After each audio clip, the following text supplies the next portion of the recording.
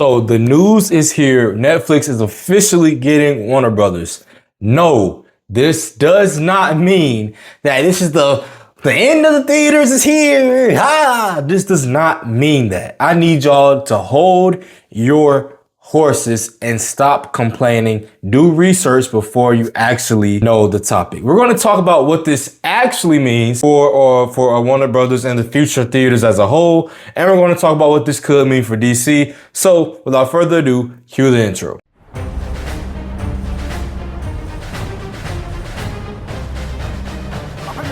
It's a bird. It's a plane. It's a geek. So to start, it is official. Netflix has won the bidding war to purchase Warner Brothers Discovery.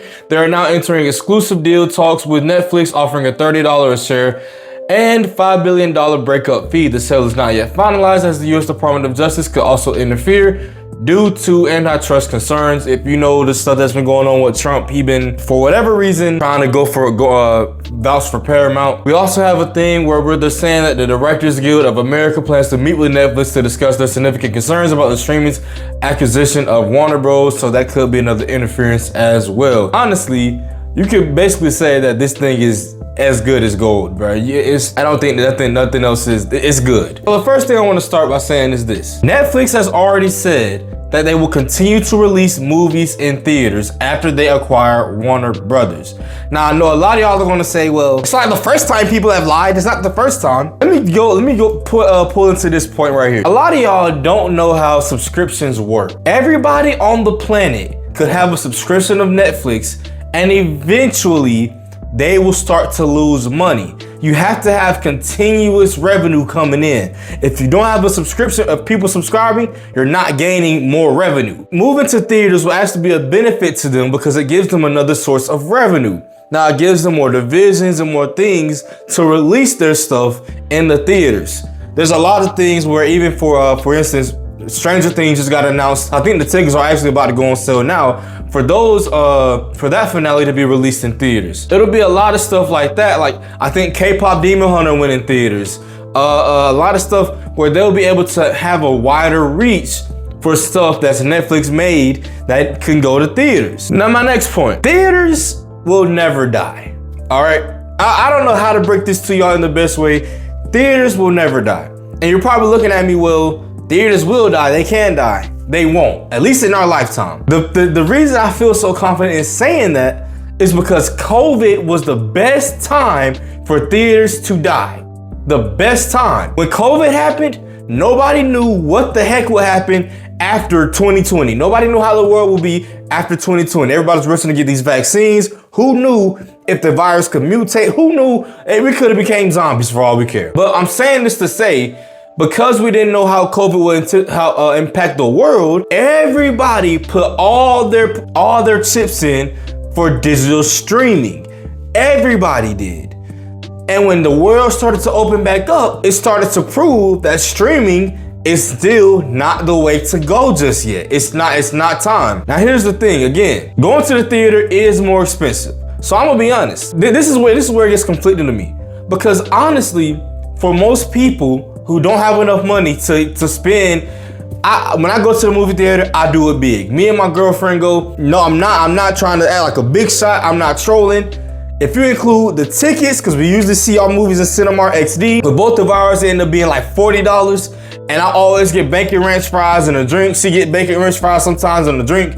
We already at about $80 just to see one movie. Not everybody can do that, and that's just for me and her. Now keep in mind, it doesn't have to be that way, but that's how we like to enjoy our experience. A lot of people, they can't put even $40, or if you have a family of 3 or 4 or 5 in total, you can't put all that money to go to the theater. What's your better alternative? Waiting for streaming. So this is where it'll make it to where you don't. Streaming is still a thing, but we're not eliminating theaters as a whole. Everybody knows that the theater is the best way to enjoy your content.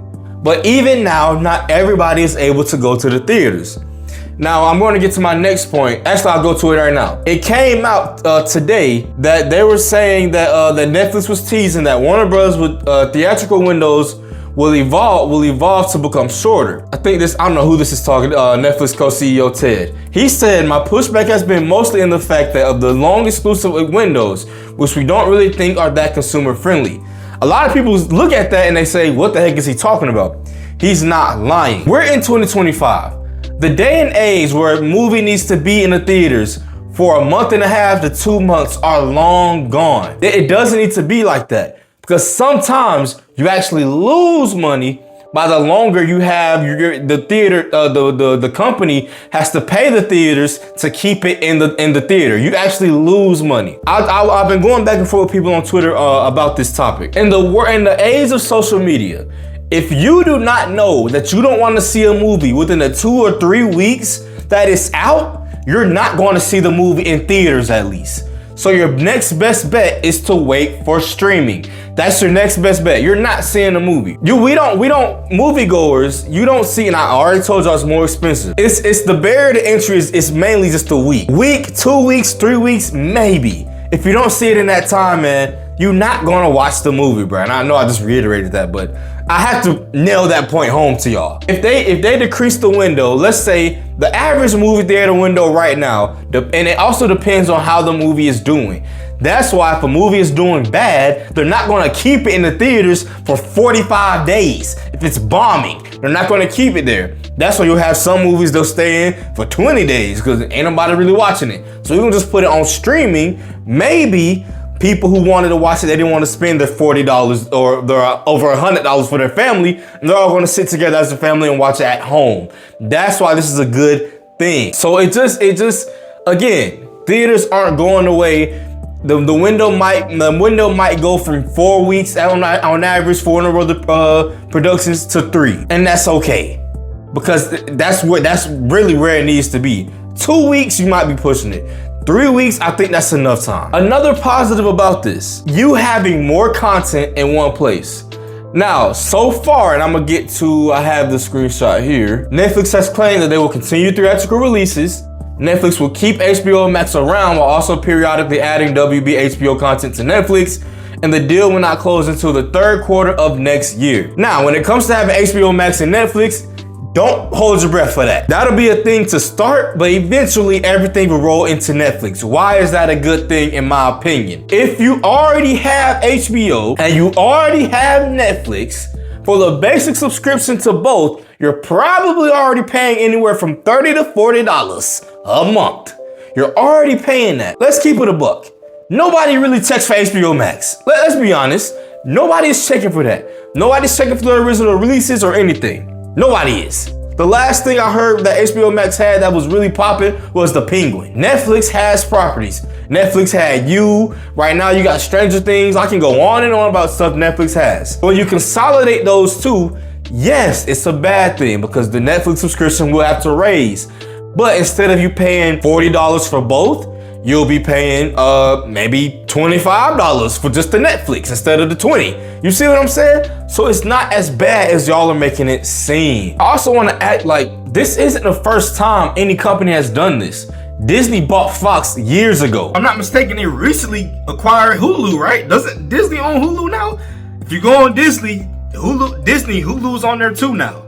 So where was all this major outrage then? Why are we acting like this is the first time this has happened? This is not a new thing. This has already happened before. And this is the age we need to go in. I have a post right here that I bookmark on Twitter, and I always tell y'all, Twitter ain't a real place. This person says, theaters will be fine. We said the same thing about Blockbuster, Redbox, and Family Video. Convenience will win. Brother, why would we continue to have this is the problem where I feel like some people, they're afraid of change and afraid to evolve. There's a reason why Blockbuster and Redbox and Family Video did that. One last post edit. Because I have to come back and let y'all know how stupid that was.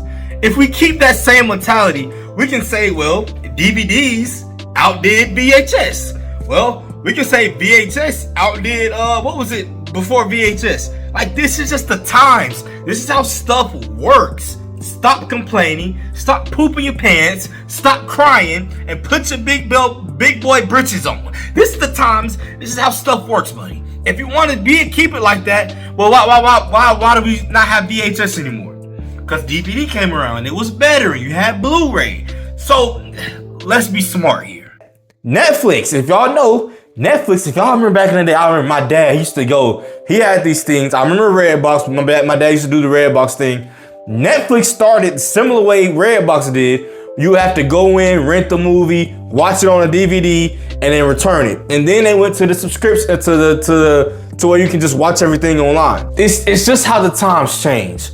He's saying, we said the same thing about Blockbuster Redbox, but I can't tell him, he probably don't have a DVD player in his house right now. He doesn't. Nobody does DVDs. Everything is 4K, everything is digital. Nobody does physical stuff anymore. So I don't know why we're looking at like Netflix is just going to end something that's already been done. They need the theaters. They need them. They're not trying to get rid of the theaters. A lot of people saying Netflix has been a thing where they want to reduce media. So I've been arguing with someone on Twitter here. He said Netflix has been trying to get rid of physical media since 2018. Buddy, that's almost 10 years ago, almost a decade ago. 2018 is different than 2025. It is. 2018 was before COVID. I told y'all have to look at pre-COVID and after COVID as two different things. The world is completely different than what it was back then. In 2018, I just told y'all me and my girlfriend go to the movie for $80. I could have did that for half that back in 2018. And even then, it was still expensive in 2018 for the movies. So what I'm saying is, stop looking at people's views from the past. People's views can change all the time. I don't mean to get political, but look at the person who in office. That dude changed his standpoint some crap every single dang day. Let's keep what Netflix is saying at heart for right now. If they go in and change it later, okay, cool. But right now, that's just how this is going to work.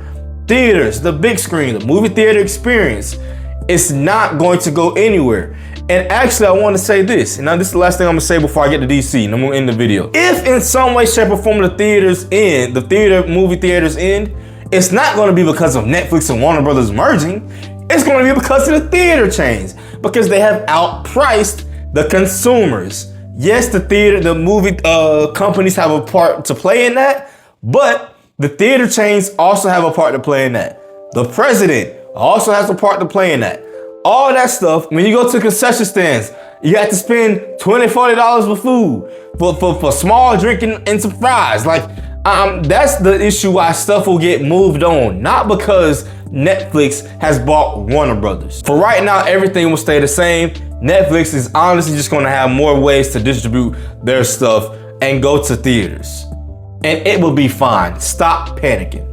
Now, the last thing before I close, DC. Y'all remember the video I posted earlier about this? I said Netflix was the company I did not want to get because I was afraid of what? The Snyder bots, the Snyder idiots.